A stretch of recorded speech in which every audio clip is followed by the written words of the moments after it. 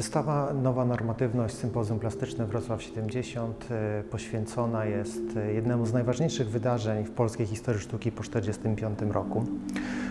Jednocześnie jest to wydarzenie, które bardzo silnie wpłynęło na ukształtowanie środowiska artystycznego Wrocławia. Wydarzenie to zorganizowane w 1970 roku we Wrocławiu było spotkaniem artystów, krytyków, teoretyków sztuki, które bardzo mocno wpłynęło na funkcjonowanie, na pewne zmiany w świadomości, w postrzeganiu sztuki współczesnej w Polsce.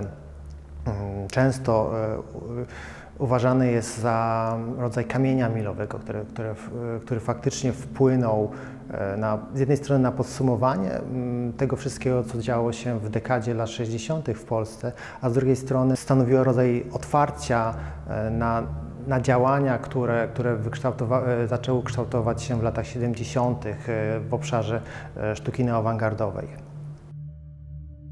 Wystawa jest rodzajem kuratorsko-badawczej interwencji w historii sympozjum plastycznego Wrocław 70.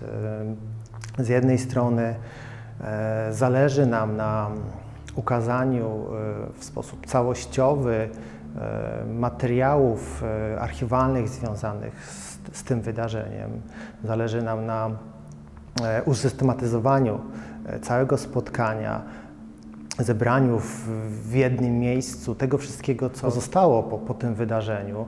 Te materiały w dużej mierze zostały rozproszone w zasadzie zaraz po zakończeniu samego sympozjum w 70 roku. W tym momencie one się ograniczają do materiałów fotograficznych związanych z dokumentacją tego wydarzenia, czy też do kilkunastu szkiców, koncepcji, które zostały przesłane przez artystów.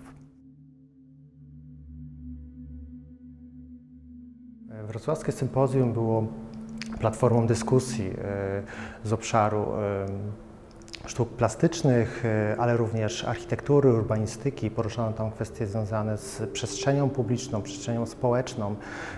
Dlatego też ten aspekt dyskursywny, polemiczny jest niezwykle istotny dla kształtu tej wystawy i stanowi on rodzaj modus operandi, konstrukcji, narracji, która nawiązując jakby do tego polemicznego charakteru samego wydarzenia 70 roku, również chce być taką platformą dyskusji i zderzenia tych aspektów historycznych z tym, co dzieje się aktualnie w sztuce. Ta idea również odnosi się do koncepcji Centrum Badań Artystycznych, programu, który zaproponował Jerzy Ludwiński w czasie sympozjum w 70 roku. Centrum Badań Artystycznych było w jakimś stopniu konsekwencją jego koncepcji zawartych w programie Muzeum Sztuki Aktualnej i zakładało stworzenie miejsca, które w jakiś sposób łączyłoby aspekty badawcze z aspektami takiego żywego działania i operowania na tkance artystycznej, analizującego sztukę aktualną w momencie jej powstawania.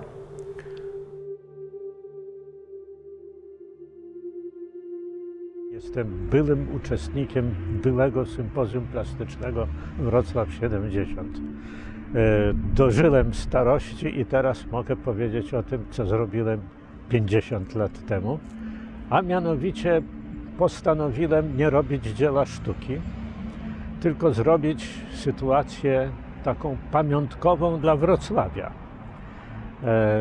Wrocław miał wtedy 5 sztucznych gór, takich cykuratów, usypanych ze zburzonego miasta, po prostu. I wydawało mi się, że warto jedno, przynajmniej takie miejsce zachować dla potomności, robiąc jego przekrój, pokazując takie jak gdyby warstwy geologiczne tych zsypywanych gruzów, pod którymi zresztą było resztki jakichś starych kamienic.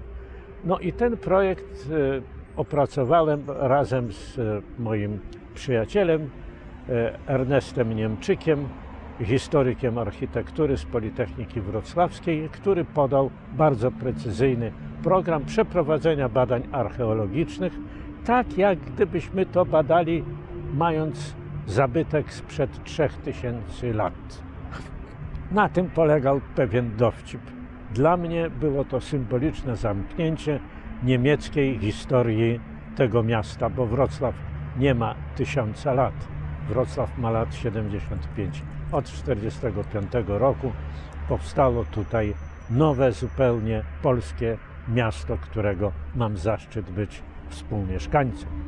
Powiodła się realizacja kompozycji pionowej nieograniczonej Henryka Starzewskiego i rzeczywiście 9 maja w niebo wystrzeliło 9 barwnych strumieni światła, co podziwiała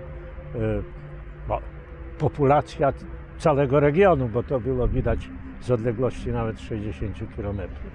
Zresztą entuzjastycznie przyjęte przez publiczność. Udało się wybrać lokalizację dla areny, czyli żywego pomnika Jerzego Beresia i rzeczywiście, wprawdzie 2 lata później, ta kompozycja Beresia została zrealizowana. Ostatecznie, ale bardzo późno, paradoksalne, betonowe krzesło kantora w 2016 interpretacja przestrzenna poezji strukturalnej Stanisława Drożdża. Strasznie długi tytuł Barbary Kozłowskiej, która posłużyła się inspiracją pojęciokształtu Stanisława Drożdża. No i to zostało zrealizowane tutaj w zachodniej dzielnicy Wrocławia, w zieleni, a nie w samym centrum miasta, tak jak kiedyś Kozłowska sobie zamierzyła.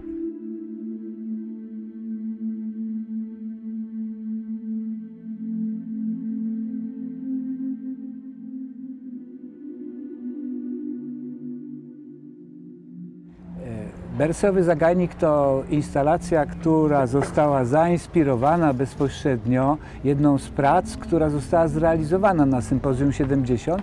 Jest to praca Jerzego Beresia zatytułowana Żywy pomnik Arena.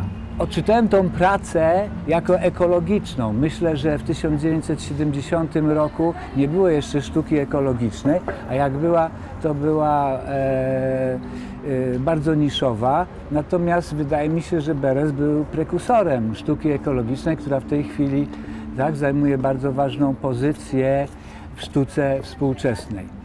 Dlatego postanowiłem jakby zwielokrotnić efekt Jerzego Beresia, który jest zresztą jednym z moich mistrzów, dodam w nawiasie. Zagajnik ma w zależności od możliwości około 500 metrów na 200. Przygotowałem makietę tego zagajnika. Zagajnik też jest usytuowany w szczególnym miejscu, na osiedlu Szczepin, przy nowo budowanym w tej chwili dworcu PKP. Zagajnik będzie wkomponowany w park, żywy park, naturalny park. Drugą pracą zrealizowaną na wystawę Nowa Normatywność jest praca zatytułowana Krzesło.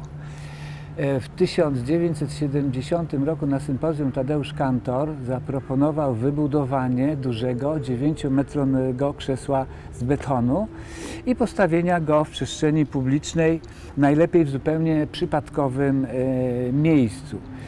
Krzesło zostało zrealizowane technicznie dopiero w 2011 roku. Mój pomysł na performance związany z krzesłem Kantora właściwie zrodził się z 3 powodów. Pierwszym powodem było to, że tabliczka, która w czasie postawienia krzesła była wmontowana w jezdnię, opisywała całą sytuację, przede wszystkim kto jest autorem krzesła, zniknęła w czasie remontu, który nastąpił parę lat później i nie wróciła. Także w tej chwili to krzesło jest niepodpisane. Drugim faktem było właściwie słowo zasiedzenie, które istnieje w polskim kodeksie cywilnym i określa się w ten sposób przejęcie pewnej nieruchomości przez zasiedzenie 20-letnie. Także w pewnym momencie, gdy zobaczyłem, że właściwie krzesło jest takim przedmiotem, na którym się siedzi i termin też ten brzmi jako zasiedzenie przyjęcia krzesła, więc postanowiłem, wykorzystując trzecią okoliczność, czyli coś takiego jak istnienie sztuki zawłaszczenia, postanowiłem, wykorzystując te 3 okoliczności, zawłaszczyć krzesło Tadeusza Kantory. Wszedłem na to krzesło, siedziałem tam przez 20 minut, ponieważ gestem artystycznym skracam okres 20-letni do 20 minut. W ten sposób krzesło przeszło na moją własność i w tej chwili już jest podpisane Jerzy Kosałka krzesło, co można zobaczyć na filmie, bo cały performance został sfilmowany.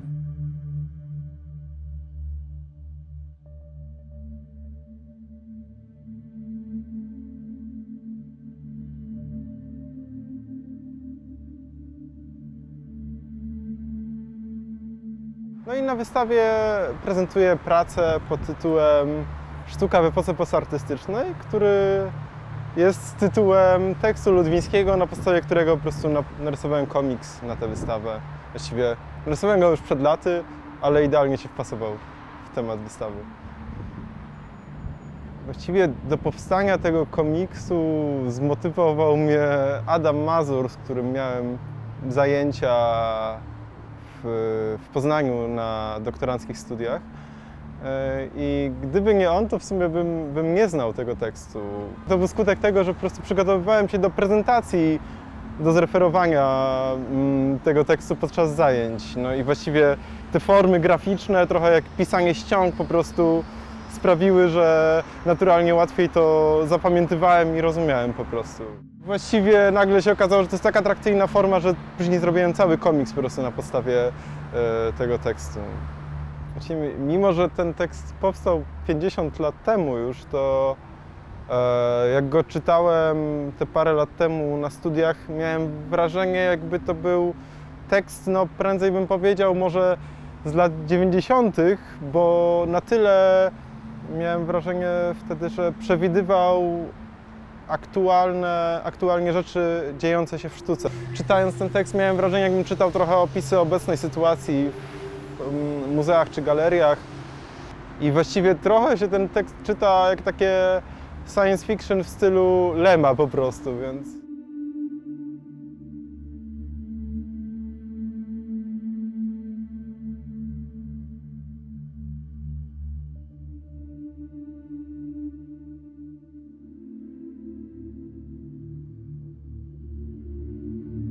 Prezentuję na wystawie dwie prace. Jedna praca nazywa się Chodźcie szczotki, a druga Nie jestem już tak szczęśliwy jak kiedyś. Ale to, co wydawało mi się interesujące, to był fakt tego, że tym obiektem, który się porusza i który jakby ma jakiś taki układ choreograficzny, jest szczotka, czyli coś takiego, co się kojarzy z taką pracą, jak się sprząta coś, nie? A jak mówimy o sprzątaniu, no to kojarzymy to zazwyczaj też z jakimś rodzajem, jeżeli chodzi o pracę, z jakimś rodzajem klasowości pracy, nie? No bo osoby sprzątające to jest jakaś klasa, nazwijmy to tak, no tak wprost jakaś klasa robotnicza, nie? Jest jakiś taki podział klasowy w tym i wydawało mi się, że to może być interesujące, zwłaszcza w kontekście tego, że Sympozjum 70 powstawało z jakimś takim hasłem sojuszu ludzi pracy i ludzi sztuki, który wyszedł jak wyszedł, no w sensie trochę bardziej nie wyszedł niż wyszedł. I wydawało mi się, że w dzisiejszych czasach ten rodzaj klasowości też jest jakoś chyba istotny jednak. I ta szczotka miała być trochę takim właśnie klasowym obiektem. Że ona się porusza po tej wystawie, ale trudno powiedzieć, trudno nazwać to sprzątaniem, bo ten ruch jest taki mało jakby praktyczny. On jest bardziej taką choreografią, więc ona jakby trochę tak tańczy, robi taki układ choreograficzny do własnej muzyki, fruwając wśród tych, czy chodząc wśród tych obiektów z lat 70. Tak więc drugim obiektem na wystawie jest taka rzeźba z prętu zbrojeniowego i wydawało mi się, że jeśli szukać jakiegoś takiego obiektu, czy jakiejś takiej formy, która dosyć sprawnie spróbowała podsumować tą rzeczywistość, w której teraz żyjemy, może w relacji do tego, co się działo wtedy w latach 70., że dzisiaj jakby chyba wszyscy są na coś źli, jakby ten rodzaj jakby tej atmosfery społecznej jest dosyć agresywny i wydaje mi się, że ta rzeczywistość zaczyna coraz bardziej fragmentyzować, rozpadać. Jesteśmy na takim momencie, kiedy są potrzebne zmiany i wydaje mi się, że wszyscy jesteśmy trochę źli tą sytuacją i wydawało mi się, że ten taki obiekt takiego trochę złego, takiej złej, smutnej postaci może być dobrym pomnikiem tej takiej naszej lokalnej współczesności. Czy to w kontekście tego, co się dzieje na przykład w polityce kulturalnej Wrocławia, czy w kontekście politycznej Polski, czy Europy, jakichś nasilających się autorytaryzmów, jakichś takich złych czynników. Wydawało mi się, że to może będzie, że to chyba najbardziej jakby podsumowuje ten stan pewnego napięcia czy odczucia do tego, w czym aktualnie żyjemy.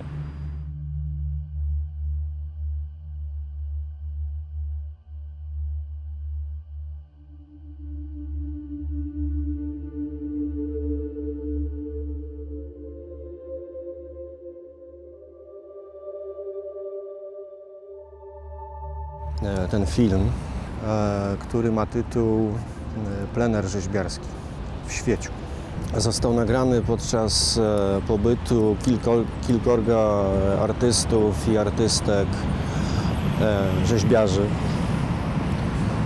w Świeciu. I tam w zakładach Mekro, to jest taki bardzo duży zakład obróbki metalu, ci artyści i artystki we współpracy z pracownikami tego Mekro, z robotnikami realizowali takie duże w skali projekty rzeźbiarskie. Ta sytuacja w Świeciu, w zakładzie Mekro, kiedy artyści współpracują z robotnikami, nawiązuje do takiej socjalistycznej czy komunistycznej idei współpracy artystów z robotnikami właśnie. Takiego jakby użycia artystów przez proletariat, ale też zamiany artystów, proletariuszy. Rodzaj takiego, ja wiem, radykalnego projektu równości. I odwoływałem się do podobnych wydarzeń, czy do podobnych plenerów, które miały miejsce na przykład w zakładach chemicznych w Puławach w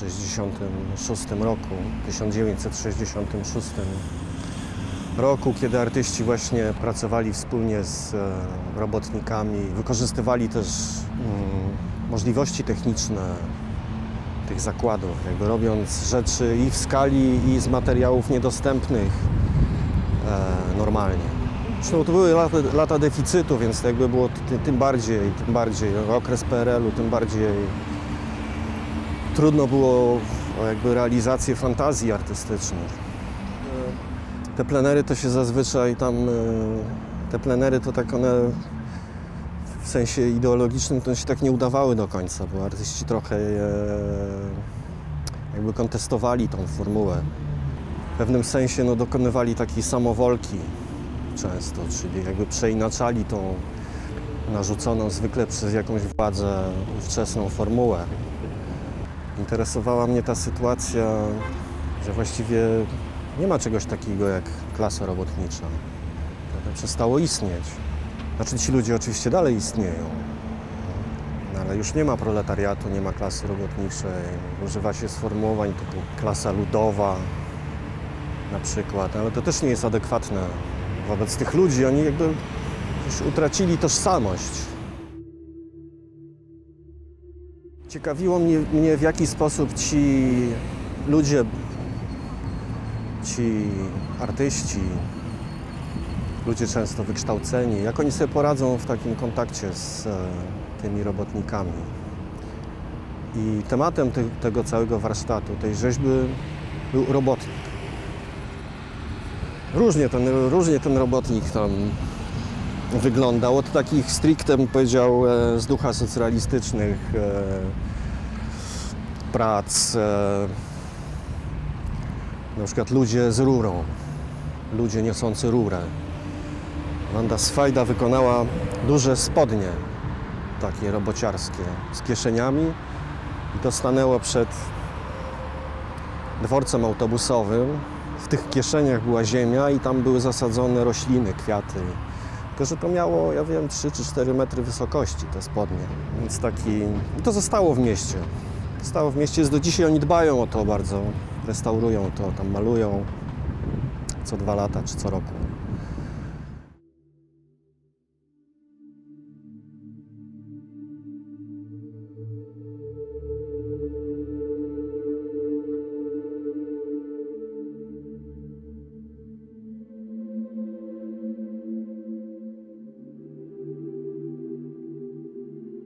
Zjadacz kurzu jest rzeźbą miejską, ale nie tylko. Jest też stacją monitorującą jakość powietrza miejskiego, ale jest też filtrem.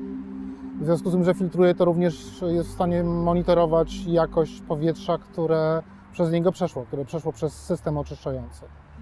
I te dane są prezentowane na stronie projektu, na stronie Zjadacza Kurzu, zjadaczkurzu.org lub dusteater.org. Zjadacz kurzu to praca, którą można określić jako postfuturystyczna, bo w jakimś sensie odpowiada na postulat, który stawiali sobie futuryści, czyli jakby jedność między sztuką, maszyną, miastem, urbanizacją. I jako taki próbuje spełnić ten postulat. No, jak wspomniałem, jest jednocześnie dziełem sztuki, ale jego użyteczność jako maszyny, która oczyszcza powietrze, jego funkcjonalność jest też zachowana. Muzeum Współczesne we Wrocławiu to pierwsze muzeum, które oficjalnie pokazuje zjadacza w Polsce. To ciekawa okazja, żeby go tutaj pokazać. Sympozjum plastyczne Wrocław 70 było przecież spotkaniem wizjonerów sztuki, ludzi, którzy interesowali się rozszerzeniem pola sztuki. Zatem praca, która jest wynikiem kooperacji artysty z konstruktorami, inżynierami przemysłowymi, również naukowcami, ponieważ jeden z filtrów pochodzi z programu badawczego jednej z polskich uczelni technicznych, jest jak najbardziej na miejscu w tym kontekście. Właściwie gdyby nie tamte działania, to postawy twórcze, praktyki artystyczne, takie podobne do tych, które ja prezentuję, prawdopodobnie dzisiaj nie miałyby miejsca.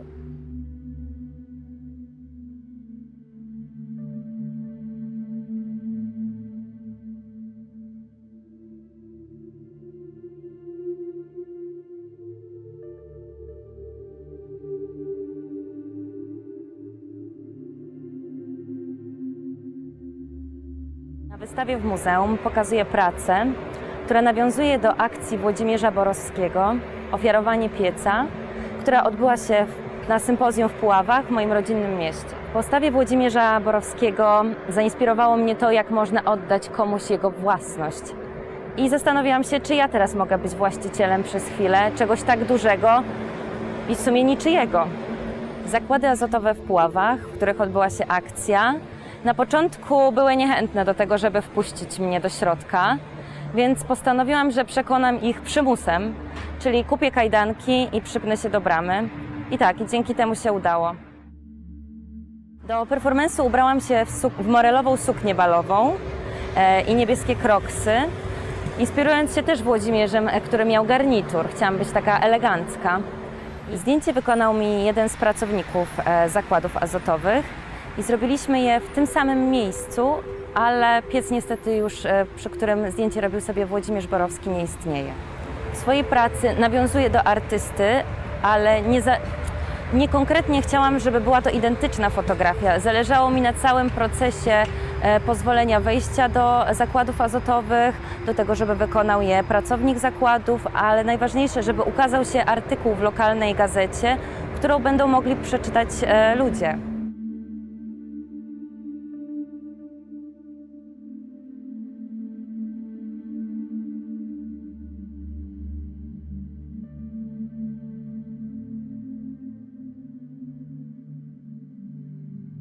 Na wystawie Nowa Normatywność pokazuje pracę zatytułowaną Pomnik 50-lecia Sympozjum Plastycznego Wrocław 70. I na tą pracę składają się dwa obiekty, które budują integralną całość. Jednym z nich jest taki swoisty ready-made. Jest to moneta okolicznościowa wprowadzona do obiegu 9 maja 1970 roku o nominale 10 zł, wybita jakże z okazji 25. rocznicy przyłączenia do macierzy ziem zachodnich i północnych. Więc było takim mocnym obiektem propagandowym. Interesująca dla mnie była ta moneta z kilku względów. Jednym z nich jest napis, który na niej się znajduje, który brzmi: byliśmy, jesteśmy, będziemy. Dodatkowo na rewersie monety są herby 7 miast, które były centrami administracyjnymi tych województw przyłączonych, jakby nazwanych ziemiami odzyskanymi, czyli m.in. Wrocław, Opole, Szczecin, Gdańsk i tak dalej. I pomyślałam sobie, że to ładnie rezonuje z tym, co planowałam, że się wydarzy na elewacji muzeum, czyli w wyjściu poza przestrzeń ekspozycji, czyli baner z napisem Cancel everything, pay everyone, wszystko odwołać, wszystkim zapłacić. Jest to slogan użyty w trakcie COVID-a około marca w manifestie dotyczącym świata kultury, prekarnych warunków pracy, napisany przez grupę Pauzę, która postanowiła być anonimowa i on był tak szerowany w mediach społecznościowych bardzo intensywnie.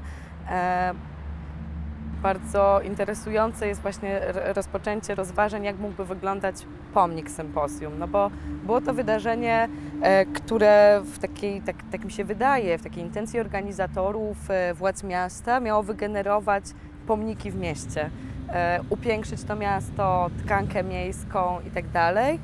No i w zasadzie tak z punktu widzenia organizatorów sympozjum okazało się trochę kpiną. Nic z tych rzeczy nie powstało. Ja bardzo cenię to, że artyści i artystki zdecydowały realizować swoje wizje, to co wtedy uznawały, że jest dla nich ważne po prostu, nie? A nie uległy temu sznytowi propagandy. I to, co było dla mnie bardzo inspirujące, to są dwie rzeczy. Raz, no to w ogóle sympozjum funkcjonujące w historii sztuki, jako ten mit, który narósł, wielkich tutaj ostatni zjazd awangardy, konceptualiści i tak dalej. A dwa, i chyba to jest jeszcze ciekawsze, co sympozjum było częścią większej całości, cały propagandowy sznyt dotyczący fetowania 25. rocznicy. Także bardzo interesujący i inspirujący był dla mnie w ogóle rozpoczęcie myślenia, jak ma pomnik wyglądać, no bo ostatecznie moja realizacja też nie jest pomnikiem, nie?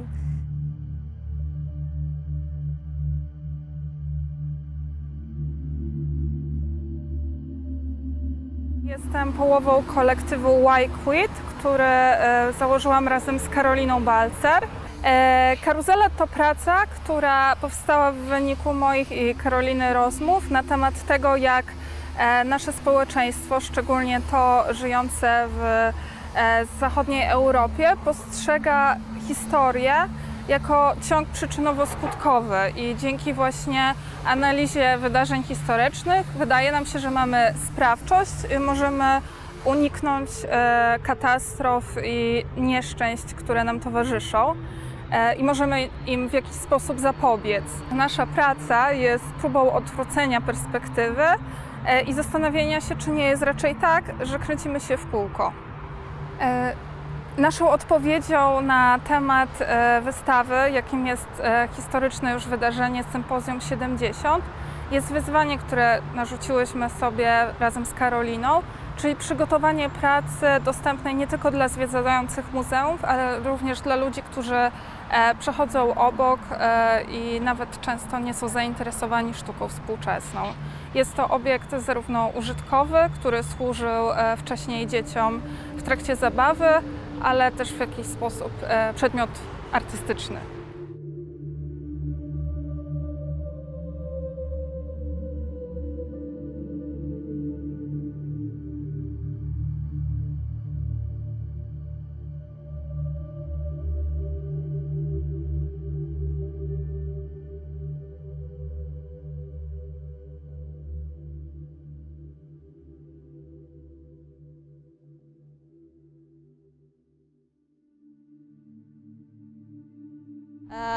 Przedstawiam instalację, która nazywa się Liczy się każdy gram.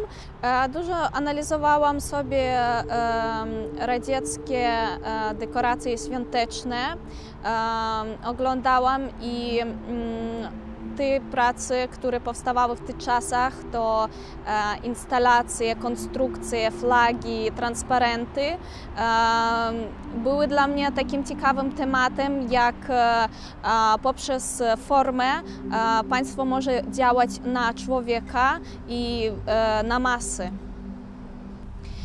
Tak jak wspominałam, metalowa gałęź to też jakby odwołując do tego materiału, to jest zimny, twardy materiał, który jest dość przemocowy i tkanina miękka materia, która bardzo łatwo poddaje się transformacji i która łatwo zmienia swoje formy. W pracach moich często używam tkaniny i jest dla mnie ważne, że te prace powstają przeze mnie, szyję i jakby produkuję dzieło sztuki, ale w tym samym czasie, siedząc za maszynką kilka godzin, po prostu pracuję. Jakby też odwołuję się do prac, które powstali w Biennale w Elblągu. Te niesamowite formy przestrzenne, które znajdowali się w przestrzeni publicznej i w których znajdowałam dla siebie jakieś podobieństwa właśnie z tymi świątecznymi dekoracjami, w których wspominałam. I właśnie te formy to przede wszystkim dla mnie było ciekawe. Że w tej pracy też, jak mówiłam, o to, że ta siła, która działa na człowieka, na osobę, na masę, ale także na przykład dla mnie jest ciekawe pytanie dzisiaj, jakie są siły oddziaływania na człowieka aktualne, bo w przypadku tych radzieckich dekoracji to były przestrzenie widoczne, a dzisiaj na przykład są siły, które nie widzimy, te niewidoczne siły.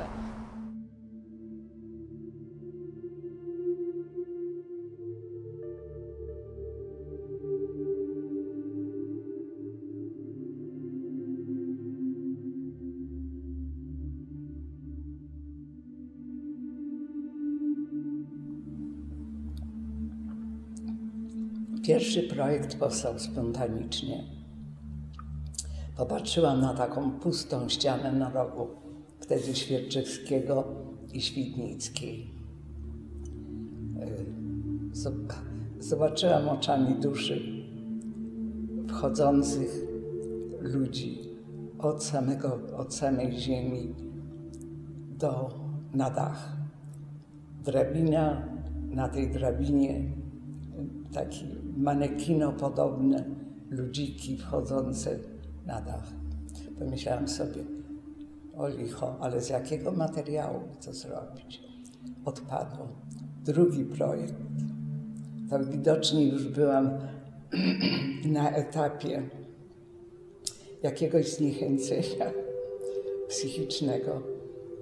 Wymyśliłam tryby składające się z ludzików, które miały tryb, jeden krąg, tak jak w zegarze, poruszać drugi krąg. Co było niezbyt miłe, więc chciałam to udoskonalić, dając kolory. Jak dałam kolory, to się zrobiło bez sensu. To powinno być szare, zbrzydliwe, okropne. No i potem już wyskoczyłam z tych pesymizmów i zachciało mi się to zawsze przeze mnie te projekty niewykoncypowane, ale przychodziły mi do głowy. Przyszły mi do głowy balony, dobrze, ale co z nimi? One nie mogą być statyczne, nie mogą gdzieś wisieć i kolebać się na wietrze, nie. One powinny z takiej czystej przestrzeni, jaką jest Odra koło Ostrowia Tumskiego i z łódki ja sama bym wypuściła te balony, takie człekopodobne, kolorowe, podcięłabym linki i one na wietrze poleciałyby w niebo. I do tego projektu byłam przekonana. Ale czekałam na swoją kolejkę do realizacji, bo bardzo pomału to szło. Bardzo pomału. A jak teraz się okazało, Jola Nowaczyk z Poznania chciała zrealizować, to okazało się, że jest niewykonalne. Balony za ciężkie i nie życzyły sobie polecieć Także też to był projekt konceptualny. Ja byłam nieświadoma tego. No ale w każdym razie te 3 projekty pokazywały moje własne nastroje.